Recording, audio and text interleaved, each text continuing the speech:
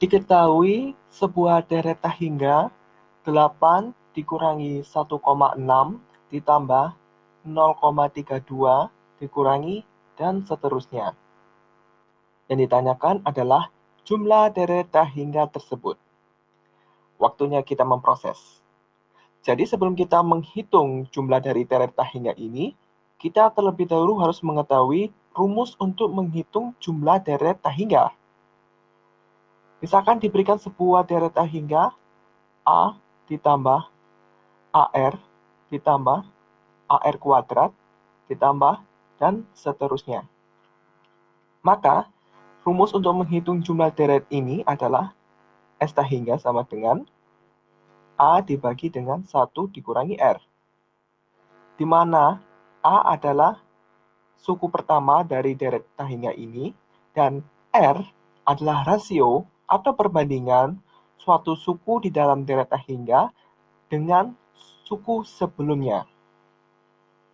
Baik, sekarang kita akan menerapkan rumus ini ke dalam soal. Nah, tulis 8 dikurangi 1,6 ditambah 0,32 dikurangi dan seterusnya. Suku pertama dari deret ini adalah 8, maka nilai A-nya adalah 8. Kemudian, rasio kita pilih perbandingan antara suku kedua dengan suku pertama. Suku kedua di sini adalah negatif 1,6. Tanda negatif ini atau tanda kurang ini kita ikutkan. Dan suku pertamanya adalah 8. Maka nilai R ini atau rasio ini adalah U2 atau suku kedua dibagi dengan U1 atau suku pertama.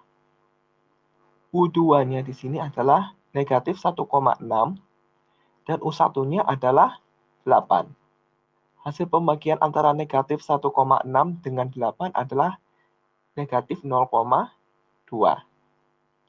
Setelah kita dapatkan nilai A dan nilai R, kita masukkan kedua nilai tersebut ke dalam rumus jumlah deret hingga.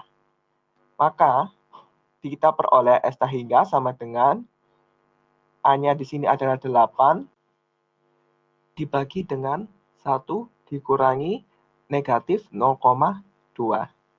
Karena di sini ada tanda kurang dan negatif, maka ia akan menjadi positif. 8 dibagi 1 ditambah 0,2.